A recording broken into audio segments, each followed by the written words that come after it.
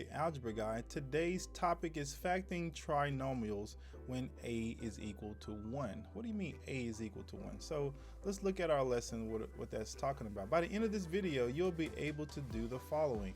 Factor trinomials of the form ax squared plus bx plus c when a is equal to 1. So this is what I mean when a is equal to 1. This number in front, this coefficient in front of x squared changes the way we work the problem just a little bit. It's a couple more steps, but we're going to start off on when it's 1, which is pretty straightforward. And notice that this is our Algebra T 8.10e. Factor if possible trinomials with real factors in the form ax squared plus bx plus c, including perfect square trinomials of degree 2. So this is right up our alley when getting prepared for the STAR test. Now, you've already learned how to multiply binomials at this point. So if not, you want to go back to a previous lesson and make sure you're confident and strong on that skill. But multiplying binomials look like this problem here, x plus 2 times x plus 3, and we multiplied those two to get our product. Now, you could have used a method called FOIL, in which you multiply the first outside inside from the last. So these are the first, and these are the outside 2 and the 3, and the inside would be multiplying the 2 and the x, and then the last would be multiplying the 2 and the 3. So that's what you see going on here. You put your like terms together to get 5x, and you end up with a product. Now, the way that most of my students prefer is not the FOIL method, but something called the box method. And the box method will look like this. So this is just a review, but I want to make sure we're good on this because I'm actually going to use the box method in order to solve our problems, or factor our problems for today. So if you were going to do the same thing, but not FOIL, but using the box method, it'd be x times x is x squared, 3 times x is 3x, x times 2 is 2x, and 3 times 2 is 6. So notice we're still getting the same products here when we multiply those. So those same 4 numbers, and we're just going to add them all together. We got our x squared, and we got our like terms, 3x and 2x is 5x, and we have our 6. So we get the same answer, but sometimes this saves more space. This is visually more appealing and just overall more easy for most students to do, so they prefer the box method. So I'm going to use the box method for that reason when factoring our problems for today. So how do you factor? Let's get to that. How do you factor this out? What, in other words, what 2 things can I multiply together to get back this expression? How do I do that? Because we talked about if we had like a 56, we can multiply. What 2 things we multiply could be, 8 times 7? Those are factors for that. That seems pretty easy. But what about this polynomial here? That looks like a beast to try to handle. How would I do that? Well, once we've done multiplying binomials enough, you start to notice that what's going to go in this box is, let me start this way. This term right here always ends up in this first box. This term here always ends up in this last box. Because we have 2 numbers, 1 number here and another number here, that's always going to give me this 12, and these 2 numbers are always going to give me this x squared. Now this number in the middle is a little bit more difficult to come up with because we need 2 numbers that add up to give me 7. So that could be any combination, right? Oh, I can't say any combination, but that could be multiple things. It could be 1 plus 6. It could be 1x plus 6x, or 2x plus 5x, or 3x plus 4. We don't know because we need to figure that part out. In order to figure that part out, here's what I like to encourage my students to do. So I asked them to draw a little x here. We're going to call this our big X. And you're going to get used to seeing this because I use this quite a bit to solve these. And I'm going to take my a. So remember that standard form of a quadratic is ax squared plus bx plus c. All right, so I'm going to take my a and my c and multiply those for the top. So this, to get my top number that goes up here in this x, that doesn't like a c, a times c, I'm going to multiply a times c. So in front of here is a 1, so that's 1, and my 12 is my c. So what is 1 times 12? Well, that's easy, that's 12. And for down here, I'm going to put a b, my b. So whatever's here for my b, and here's the 7. And why am I doing that? Because really what I'm trying to say is I need two numbers that multiply to give me 12 and add to give me 7. Why? Because I'm trying to figure out what these two numbers are. And whatever those two numbers are going to fit that criteria. They're going to multiply to give me a 12 and add together to give me a 7. So what two numbers multiply to give me 12 and add to give me 7? Now that's pretty simple, and you may be having to figure that out already, but I'm slowing this down because as the numbers get bigger or more complicated, it may not be as obvious, and I want you to have a good system in place by which to find those answers. So here's one way you can think through that. Let's first think about all the numbers that multiply to give me 12 and examine those numbers to see which one can add up or subtract to give me 7. So when I write out 12, I write out all the factors. It's 1 times 12 is 12, 2 times 6 is 12, 3 times 4 is 12. And when I look at my factors, I look at the pairs and I ask myself which of these pairs could, if added together or subtracted, give me a 7. Well, 1 and 12, that can't do it because 1 plus 12 is 13, 12 minus 1 is 11. That's not going to give me a 7. 6 and 2 would give me an 8 if added, and a 4 if subtracted. That's not helping. 4 and 3, however, will give me a 7, so I'm liking 4 and 3, so I can use those two. So instead of these question marks, I do know what I can put here now. I can put a 3x and a 4x. See, I told you before we could have had multiple numbers of combinations to get a 7, but now I know it has to be this one because this one is going to work to give me a 12 when I multiply them and a 7 in the middle. And why is that important to set it up this way? Because remember that those two numbers on the end, these two numbers will multiply to get that 12. That's what we're really saying right here. We got two numbers that multiply to give me 7, and then if I were to multiply this and this, they will have to add up to give me a 7x, because some number times x and another number times x, those are going to be like terms that get added in the middle that will give me a 7. So that's really what I'm after there. All right, so let's get back to our problem. So we got 3x and a 4x. How is this helping us? Well, now we can work backwards to figure out what our factors are going to be. So now I'm going to ask myself, what two numbers multiply to give me an x squared? What goes here and here that give me a x squared? Well, x times x, of course, will give me an x squared.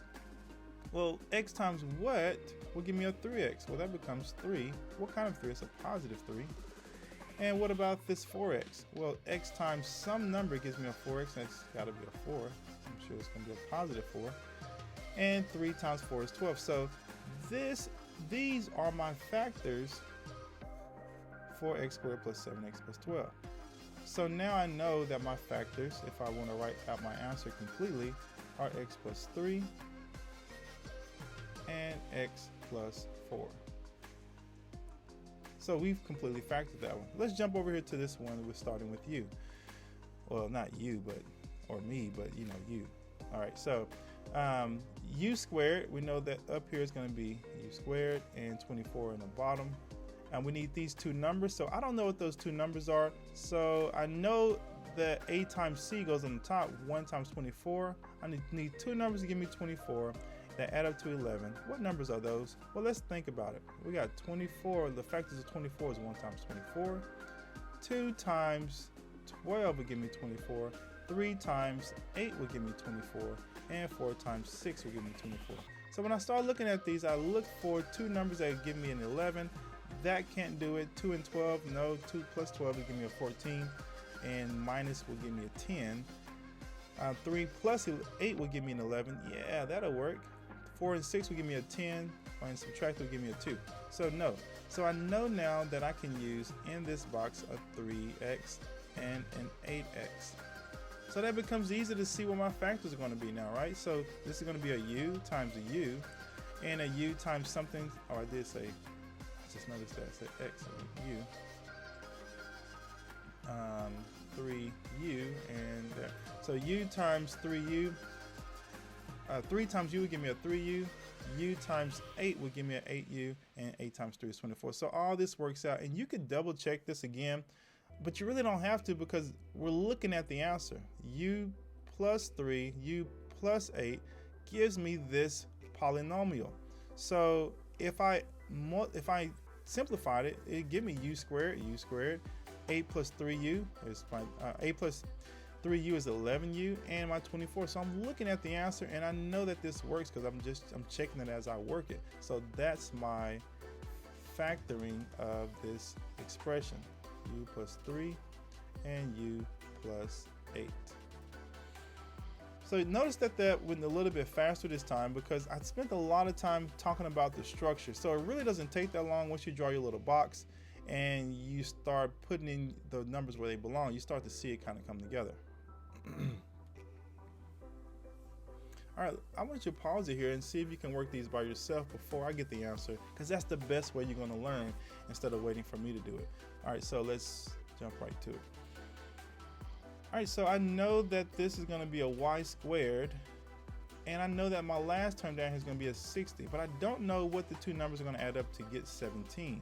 So I look at my 60, and I think about all the factors of 60, because I want two numbers that multiply to give me a 60, because this a times 60 is 60, and 17. So I want those two numbers that I'm trying to find there.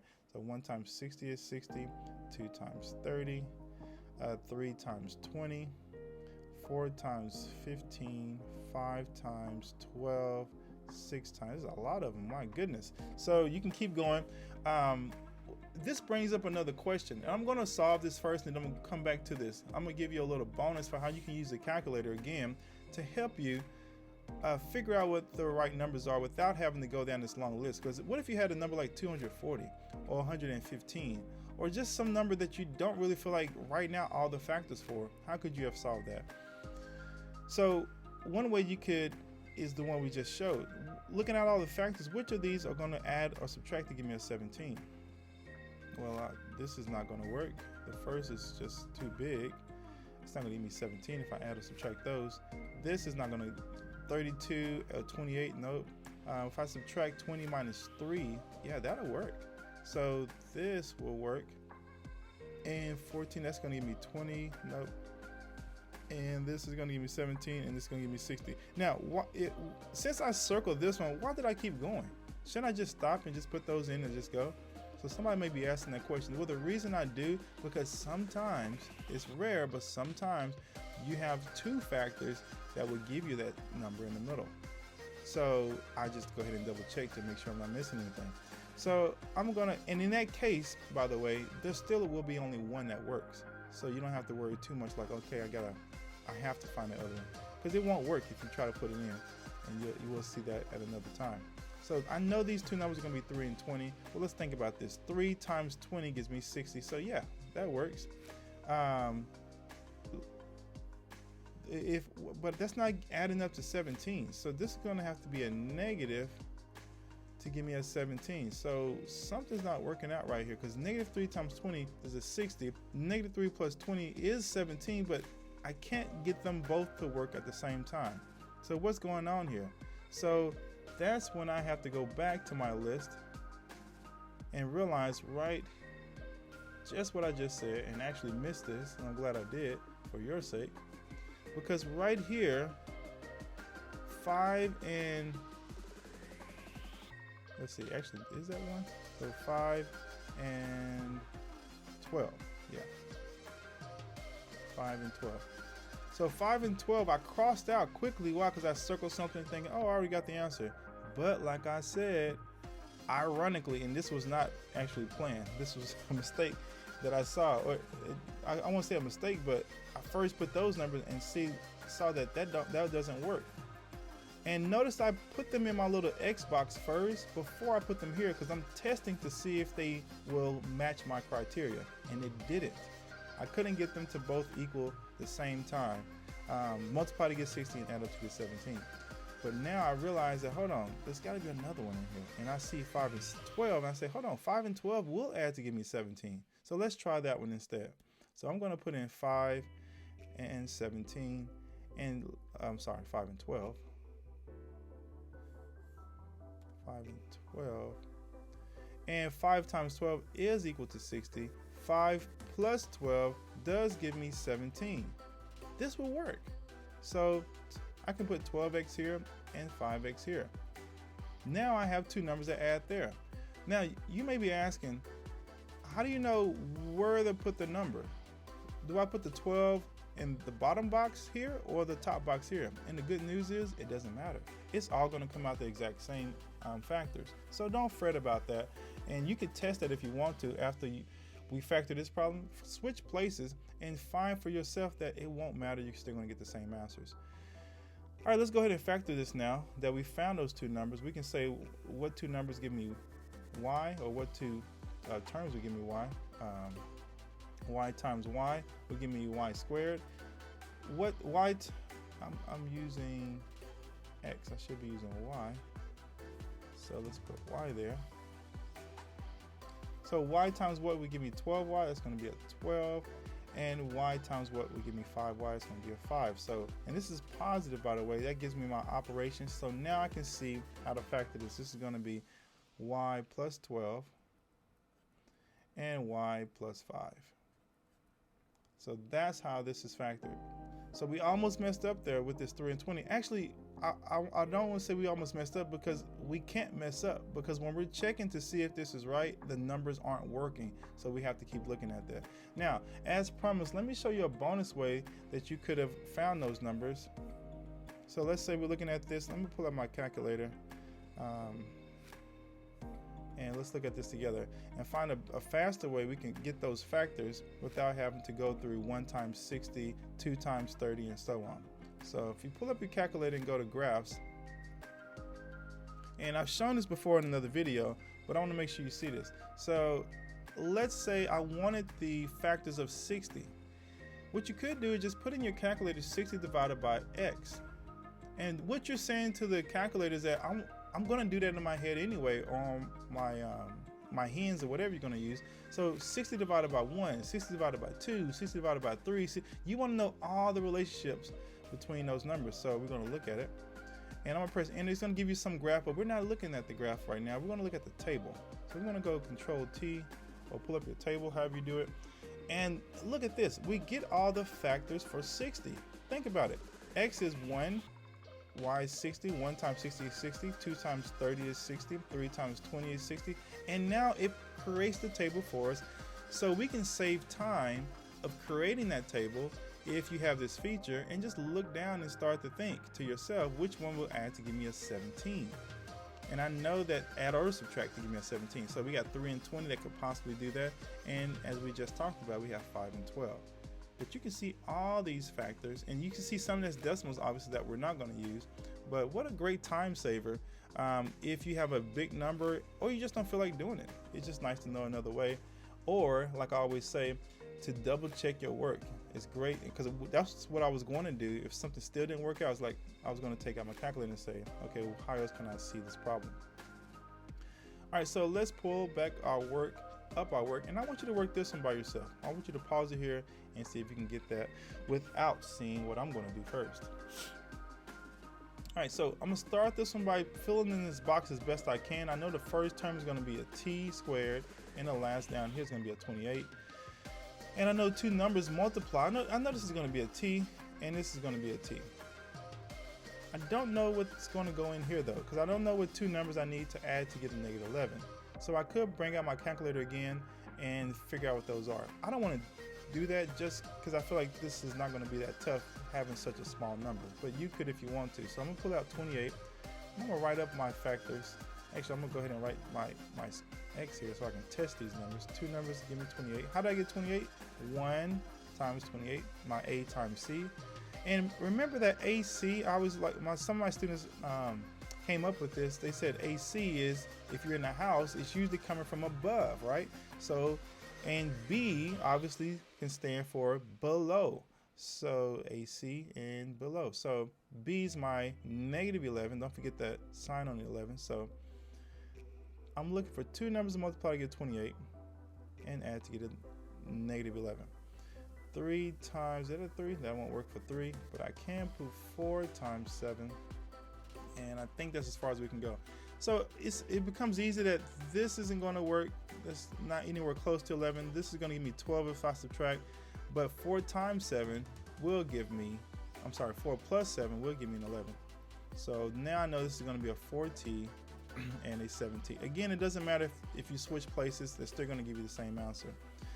T times what would give me 4t? Well, that's just t times 4. And t times what would give me a 7t? That's t times 7. So there are my factors here. T plus 4 and t plus 7. T plus 7. And they're there.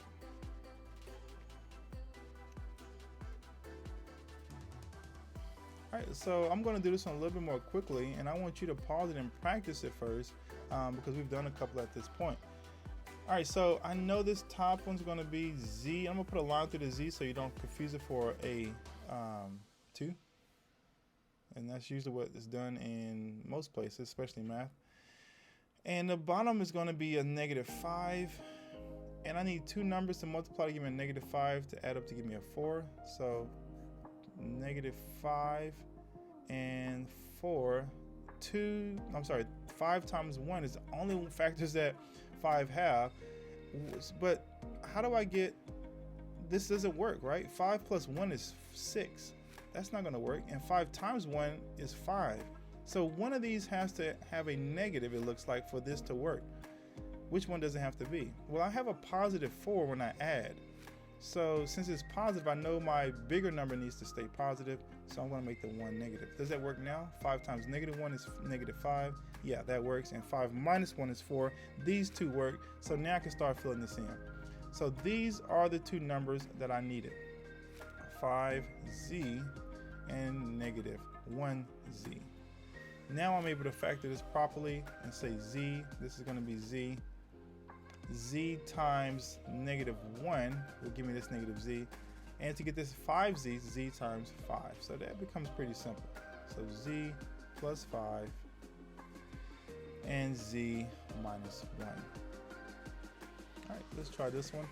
This is going to be x squared and -15. I need two numbers multiplied to give me a -15. That adds to give me a -2. All right, let's look at the factors of 15. And you can be able to think about this in your head, by the way, but I want to, since I'm teaching it, go through all the steps. So what are the factors of 15? 1 times 15. It doesn't have a 2, it's just 3 and 15, 3 and 5. So I know 3 and 5 are going to work. 1 and 15 is too big to get that 2. So 3 and 5, but I need a -2. 3 plus 5 is not -2, nor is 3 times 5 -15. But I know that these numbers will give me a 2, so what needs to happen? Well, one of these has to become negative. And since my adding gives me a negative, that means the negative needs to be the bigger number. Now when I multiply, it does give me a negative, and I know we're good to go. So those are my two numbers, 3q, and it's going to be a -5q. Don't forget to put that little variable at the end. Sometimes students forget that and just put the number. Sometimes I forget that. All right, so q times q give me a q squared. 3 needs to go here because 3 times q gives me that 3q. And q times -5 will give me a -5q. And does it 3 times -5 give me a -15? So yeah, it looks like it does work. Q plus 3 is +3, and q minus 5 is how I would factor that expression. All right, so as you see, I want to do a couple of star problems now. What would this look like on star? Because I showed a star's teak in the beginning here. So let's take a couple of star problems before we close out here to show you the level of rigor and how it's going to be presented on the test. All right, so if I'm looking at the test, I see that this is a 2017 test. It's question 28, not that that matters, but this is actually the star question. So here's how it was asked. Which expression is equivalent to this? M squared minus 13m minus 30. Notice that we're dealing with a quadratic with an a that's equal to 1. There's no other number here. I'll just assume 1. So how would we do that? Well, we're going to do the same thing. Of course, they didn't give us a box. How mean of them. They could have drew a box to get us started. But I'm just kidding. So I already know that I can solve this using my box method. I'm going to put m squared up there, -30 down here. And I want you to solve this. Would you have gotten this problem right with what we've talked about thus far? So pause it here and see if you can get the rest. I want two numbers to add to give me a negative 13 and multiply to give me a negative 30. So I'm going to draw my x, and I need a negative 30 and I need a negative 13. I'm going to take my time on this because it's a star question. It's a big deal, right? So I'm going to do this correctly.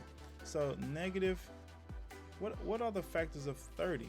So 1 times 30, 2 times 15, 3 times 10, 4, 5, 5, and 6. And that's it. All right, so which one would give me a 13? Which one give me a 13? Now notice this. This can give me a 13, and this can give me a 13. So here's another situation where it could be two of them. We're going to have to test to see which one will work. So let's try first our 2 and 15. Can we put a 2 and 15 in here and make it work? So we need to add 2 and 15 to get a negative 13. Well, we could subtract 2, but that'll give us a positive 13. We could put a negative on the 15. That'll give us a negative 13. And 2 times negative 15 does give us negative 30.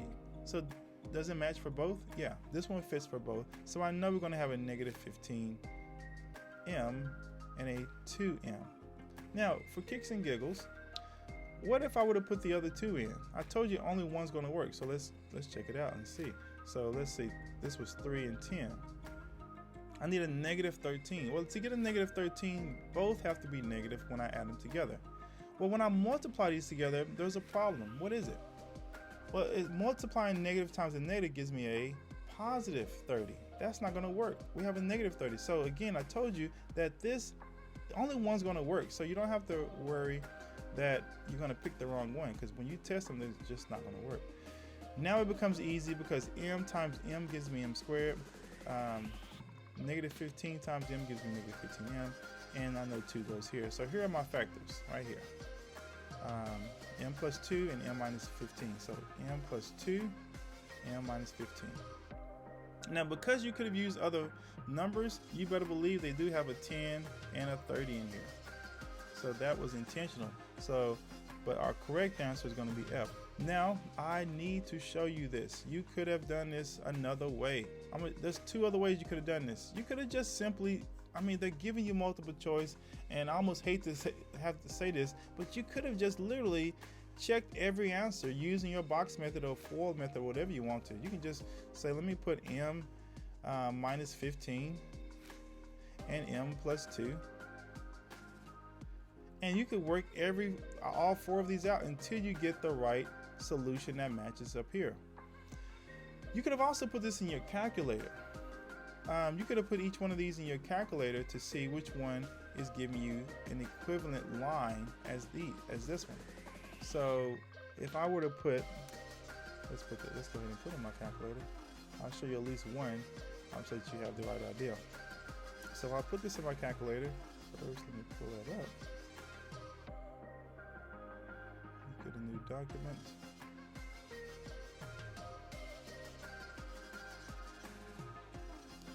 And I go to graphs. So let's say I put one in. Now I can't put m because it doesn't recognize m, but I can put x squared minus 13 m minus 30. So I get my graph, and when I press enter, slide it. No, I don't want to slide it. Where's my graph? Okay, there it is. All right, so I don't see the graph because it's not showing up in here, so I'm going to zoom a little bit because looking at the graph actually is important on this one. So I'm going to, where is it? Zoom, and I'm going to say fit, because I'm going to just say, can you fit this graph so that it finds where my graph is? And that still didn't find it, so where could this graph be? So let's go back to our standard setting and zoom, fit data. This graph can't be that far out. Alright, so let me just zoom out so I can figure out where this graph is. Did I push? Okay, I think yeah, that's what it is. So the reason I'm not seeing a graph because I put an M in here. And I just told you it doesn't recognize M, so that's why I didn't see it. So let's go back to my regular Zoom standard window, and there it is. I'm gonna fit this graph so I can see it a little bit better. There it is. So, and I'm going to leave this part in the video where I couldn't find it, because some of the challenges is using that calculator and catching your mistakes. So one of my errors were I put an M in there and the graph was like, huh, what? We don't know what you're talking about. So that was what I need to fix. Now you can put this in the calculator, and sometimes I believe this works. So I will put in just like it says, parentheses x minus 15 and parentheses x plus 2. Now I can't remember, sometimes the graph, it doesn't want you to take it, it wants you to actually do distributing for you. So let's see. Okay, it did. It was fine. Notice, look, it's the exact same line. There's the answer. It's just that easy. If you have the time, and you do, you have 4 hours, just put each one of them in there. If you want to double, triple check, that's how you make sure you get this answer right. Might as well, because it's a big test and you want to do great on it. All right, so keep that in mind, that you can check it that way. All right, here's our last star problem that we'll do. It's asking us to factor this one, and you know how to do this one. I want to encourage you to actually do this one before I get to it. So pause it here and try to work this one. So I noticed that my quadratic here, it has an A of 1, so it should be pretty easy. Even if it didn't have 1, I'll still start with the box, by the way. So I'm still going to draw my box, and I know it's going to be x squared and negative 6. I don't know what these two are going to be, so I'm going to figure that out using my x, my big X. AC goes up top. 1 times negative 6 is negative 6, and my B is negative 5. 2 numbers to get that. You better believe it's more than one choice. That's why they picked these. So let's look at the factors of 6. 1 times 6, 2 times 3. So which one gives me a 5? Well, both of them look like they can add or subtract to give me 5, but only one's going to work. So which one is it? Let's just test one, right? So let's just put 1 and 6 in here and see if it works. 1 times 6 is, well, this needs to be negative. To get negative, I'm going to make this a negative because my negative answer is bigger. Does that work now? 1 minus 6 is negative 5. Yeah, 1 times negative 6 is that'll work. So I know that these are good. Now, as before, if I would have put the other 2 in there, they won't work. So if I put a 2 and 3 in here, and I needed a negative, so this has to be negative, this has to be negative to get added up to negative. Well, the problem is you can't multiply now to get that negative 6 because it's going to give you a positive. Now I see my solution. This is going to be 1. X times 1 will give me 1x, and x times negative 6 will give me negative 6. So x plus 1 and x minus 6, those are my 2 factors. So which one of these is a factor? X minus 6. There it is. Now, see how tempting these would have been? Because we do have a 2 and 3, and we do have another 1. But you got to be specific. And again, you could have checked this. You can't really use a calculator because you don't have the full factors, right? You don't have both sides. So you actually have to do the work on this one. So just know how to do that.